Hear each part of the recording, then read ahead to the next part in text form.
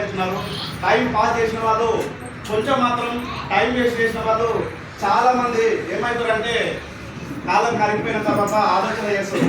ఎస్ఆర్నో అందుకనే టైంకి ఇన్వెస్ట్మెంట్ పెట్టి మీరు ఇక్కడికి వచ్చి ఇదేందో తెలుసుకోవడానికి క్లారిటీ ఉండి కొంచెం యాక్టివ్గా మైండ్ సెట్ తోటి ఉండి తెలుసుకున్నప్పుడు మీకు అందరికీ ఆర్టీ వెల్కమ్ చెప్తూ, నా పేరు వచ్చేసి కృష్ణ. నేను ఆర్టీసీ కండక్టర్ 11 సంవత్సరాలు జర్నీ చేసిన 33,000 వరకు వేతనం తీసుకున్నా. ఈ ఆర్గనైజేషన్ని నా దగ్గర తీసుకొచ్చింది మా దోస్తు సురేష్ సారు. దోస్తు తీసుకొచ్చినప్పుడు దోస్తుని చూసినా సార్ను చూసినా కానీ కంపెనీ చూడలేదు. కంపెనీ చూడక ఒక 4 నెలలు దీన్ని దూరం చేసుకున్నా. దూరం చేసుకున్న తర్వాత మళ్ళీ వెస్టీజ్ వదిలిపెడతారా ఇచ్చిపెడతారా? వదిలిపెట్టారు. ఏం చేస్తారంటే వెంట పడుతుంటారు. అప్పులలో ఇచ్చిపెడతారు కానీ వెస్టీజ్ మాత్రం ఇచ్చిపెట్టారు. మళ్ళీ ఎమ్మడి పడతారు. ఈ మీటింగ్కి ఇన్వైట్ చేస్తారు. నన్ను కూడా ఒక బలవంతం మీటింగ్ వచ్చినాక దీని గురించి కొంచెం క్లారిటీ తీసుకున్నా. క్లారిటీ తీసుకొని పార్ట్ టైం డ్యూటీ చేసుకుంటూ జర్నీ చేసిన. డ్యూటీ చేసుకుంటూ జర్నీ చేసినప్పుడు నాకు ఒక 30,000 చెక్ వచ్చింది. 30,000 చెక్ వచ్చినప్పుడు పూర్తిగా క్లారిటీ తీసుకొని ఆర్టీసీ జాబ్ పక్కన పెట్టి గట్టిగా వర్క్ చేస్తున్నాను. Highest check 74,000. Last month 69,000.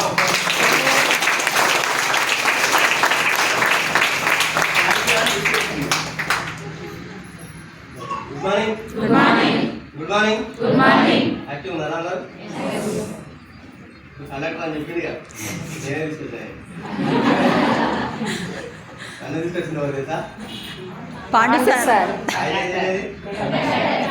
నేనేం చేసేది కండక్టర్.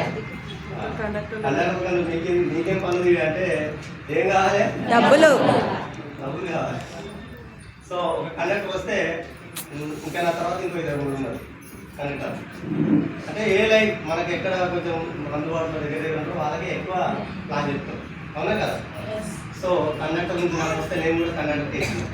అట్లానే అందరు కండక్టర్లు వచ్చిరా వస్తారు? అసలు రావు. మరి బస్సులు బంద్ అయితే మనకి ఇబ్బంది కాదు. బస్సులని బంద్ అయ్యి అందరూ నేను కూడా లక్షిస్తున్నాను వాళ్ళు రానికే మనకు చాలా ఇబ్బంది అవుతుంది. బస్సు ఫ్రీ లేదు. సో కొంతమంది అక్కడ ఉండాలి, కొంతమంది ఇక్కడ ఉండాలి, కొంతమంది అందరూ ఒకసారి ఉండవచ్చు అనమాట. సో ఇది ఒక wonderful opportunity. First of all వచ్చేసి నా పేరు సురేష్. నేను ఆర్టీసీ కండక్టర్ని. కంటోన్మెంట్ డిపోనాది. మా విలేజ్ వచ్చేసి ఇబ్రాహీంపట్నం దగ్గర. ఒక 13 సంవత్సరాలు చేసిన ఆర్టీసీ కండక్టర్గా.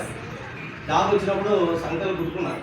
జాబ్ వచ్చింది రూపాయలు పనులు చేస్తుంది సంగతి అని అనుకున్నాను వేరే వాళ్ళకి, మా ఫ్రెండ్స్కి. కానీ 13 సంవత్సరాలు అయితే స్టార్టింగ్లో నేను ఎట్లున్నానో 13 సంవత్సరాల తర్వాత కూడా అట్లనే ఉన్నా. ఎందుకు అట్లనే ఉన్నా చెప్పండి? మా శాలరీ 1000 పెరిగితే బయట ఖర్చులు 8,000 పెరుగుతున్నాయి. సో నాకు ఒకటి అర్థమైంది, ఈ జాబ్ వల్ల మనమైతే డెవలప్ కాము, బ్రతుకుతాం కాదు అంతే ఇందులో అన్న ఉద్దేశంతో. కానీ అయినా సరే జాబ్ తప్పదు, చేయాలి వద్దా? జాబ్ చేయాలి, వేరే ఆపర్చునిటీ లేదు. అట్లా చేస్తున్న టైంలో మై గ్రేట్ లీడర్ పాఠశాల నా దగ్గరికి వచ్చి దీని గురించి సబ్బులు సరుకులు షాంపూలు టైం చెప్పిండు. నమ్మకం ఈజీగా నేనైతే అసలే నమ్మను. ఇలాంటి ఇన్ని చూసిన పాండు ఇవి నాకు ఎక్కువ అయిపోయాయి. సరే ఉదయంతో నన్ను కొంచెం పక్కకెట్టి తను ఈ బిజినెస్ను చాలా స్ట్రాంగ్గా చేసిండు. 18,000 వచ్చినప్పుడు నా దగ్గరికి వచ్చింది కానీ నేను పట్టించుకోలే. మళ్ళీ 1,00,000 రూపాయలు వచ్చినప్పుడు మళ్ళీ నా దగ్గరికి తినే రాతున్నట్టు నాకు మళ్ళీ దేవుడు పంపించాడు. తినే రాత్రి మళ్ళీ పోరాపోయాను. మళ్ళీ వచ్చిండు. మళ్ళీ వచ్చినప్పుడు ఏమన్నాడంటే 1,00,000 రూపాయలు నెలకని చెప్పిండు. నాకు పెద్ద ఆశ్చర్యకరమైన విషయం ఏంటంటే పాండుకు 1,00,000 రావడం లేదు. పాండుకు 1,00,000 వస్తుందంటే కొంచెం మనకైతే ఎంత వస్తుంది? ఇంకా ఆశ్చర్యం. పాండుకే 1,00,000 రావడం ఏంటంటే కరెక్ట్గా పాండు లేదు, కరెక్ట్గా ఎక్స్ప్లెయిన్ చేయలేదు అంటే మన దృష్టిలో. ఇప్పుడు ఇంత కొంచెం డెవలప్ అయింది. స్టార్టింగ్లో ఇట్లా ఉన్న పరిస్థితిలో పాండుకి 1,00,000 వస్తుందంటే మనకు ఎందుకు రాదు? 1,00,000 వచ్చినప్పుడు నేను ఐడి తీసుకున్నాను. 1,00,000 వచ్చినప్పుడు ఐడి తీసుకున్నా. ఐడి తీసుకొని ఇందులో మెల్లిమెల్లిగా జర్నీ చేస్తున్నా. నేను బ్రాంచ్ చేసేసరికి 4 నెలలకి వాడిసారు 2 లక్షలకి వెళ్ళిపోయింది. అప్పటికి మన టీం తయారైంది. నేనేమనుకున్నానంటే ఇంతగానో వస్తుంది డబ్బు అంటే నాకెంత వస్తుందని నేను కూడా స్టార్టింగ్లో నాకు కూడా నెలకు 1,00,000 వస్తుంది అనుకున్నాను. కానీ అక్కడ లేదు, ఎందుకంటే ఆయన టీం ఉంది. నాకుందా? లేదు. నాకు విరుద్ధం అంటే నువ్వు టీం తయారు చేయని చెప్పింది. సో అట్లా మెల్లమెల్ల టీం తయారు చేస్తూ ఇందులోకి ఈ సిస్టమ్ని అర్థం చేసుకోవాలి. ఫస్ట్ ఆఫ్ ఆల్ వెస్టీజీలో మీరు మనందరం పేదవాళ్ళని. డబ్బులు ఉన్న 1,00,000, 2 లక్షలు, 3 లక్షలు వచ్చారు. డబ్బులు ఉన్న వాళ్ళకి ఆరోగ్యం కావాలి, ఆరోగ్యం ఉంది ఇందులో డబ్బులు ఉన్న వాళ్ళకి కూడా. కానీ డబ్బు కోసం చాలా ఆరాటాలు పోరాటం చేస్తున్నాం మనం బయట. సో ఇందులో డబ్బు ఉంది అని అర్థం చేసుకొని మీకు లక్ష ఎట్లు వస్తుందో నాకు ఎందుకు రాదని ఇందులో ఐడి తీసుకొని నేను జర్నీ చేస్తున్నా.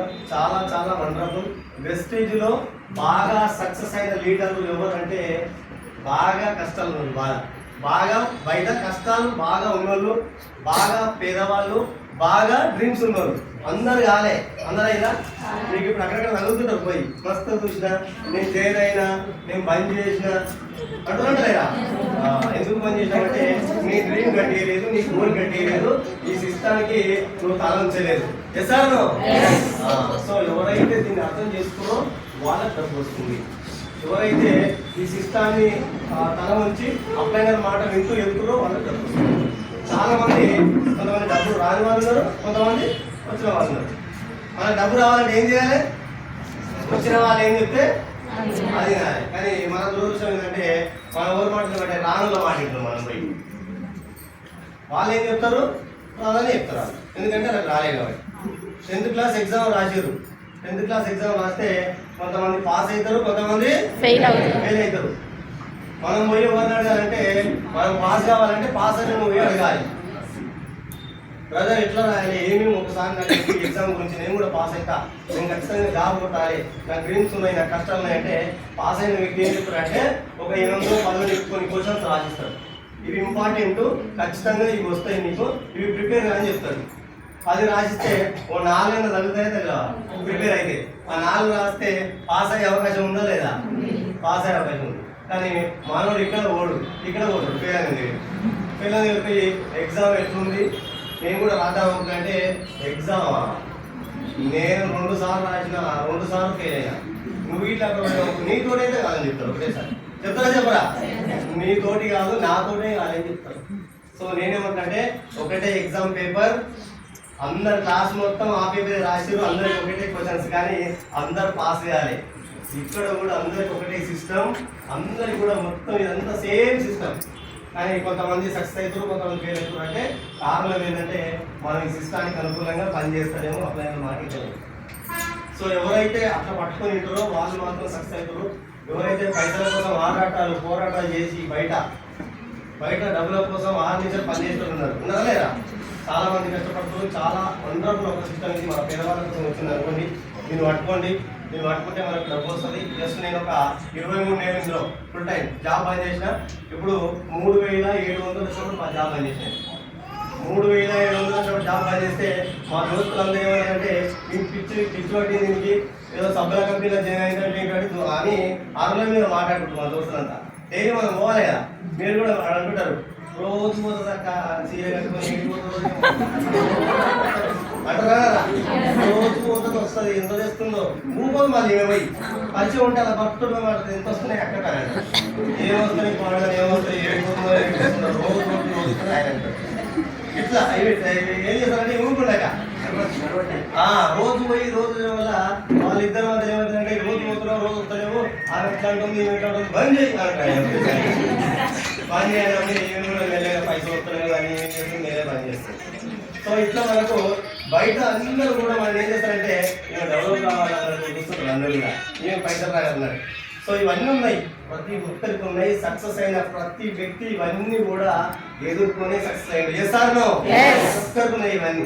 ఈజీగా ఎవరికి కూలి తల్లి గులబాటు వేయలే, అందరికీ ముళ్ళబాటనే, అందరికీ తగిలినాయి ఇవన్నీ కూడా.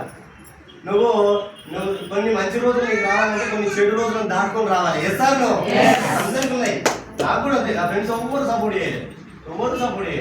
చాలా మీటింగ్లో రమ్మని చెప్పిన కొంచెం ఫ్రెండ్స్ కాబట్టి అరే నాకు చాలా వండర్ఫుల్ నచ్చిందిరా ఈ ప్లాట్ఫామ్ మన ఇద్దరం కనుక పని చేస్తే ఇద్దరం సక్సెస్ అయిపోతాం, మనకు లక్ష వస్తుందిరా ఈ సబ్బు ఉంటాయి అని చెప్పిన వాళ్ళు చూస్తారు. ఆ సబ్బు ఉంది అట్లా ఒకటి చెప్పిన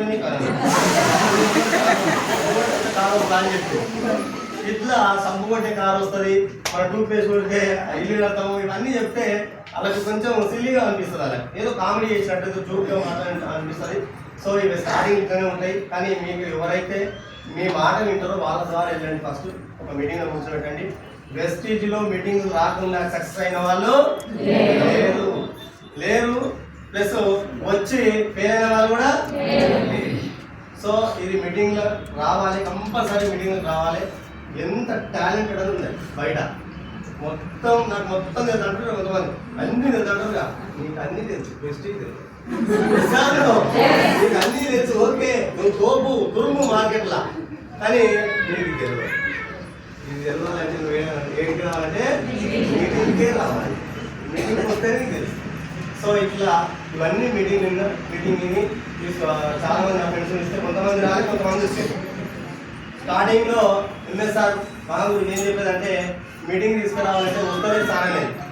సార్ ఏం చెప్పేదంటే కన్ఫ్యూజ్ అన్నది అయ్యి కన్విన్స్ అన్నది, కానీ వీటికి మాత్రం తీసుకురాని చెప్పి ఏదైనా చెప్పాలంటే ఇది తీసుకొని చూసుకోవాలి అని చెప్పి అట్లా ఆ మీటింగ్ విన్నాం. ఆ మాటలు విని జస్ట్ ఆ మాటల ద్వారా కొంచెం యాక్టివేట్ అయ్యి మెల్లమెల్లగా ఇందులో జర్నీ చేస్తున్నాం. 23 నెలలు నా జర్నీ. జస్ట్ 23 నెలల్లో నా ఫస్ట్ చెక్ 230 రూపాయలు, నా హైయెస్ట్ చెక్ వచ్చేసి 1,12,000.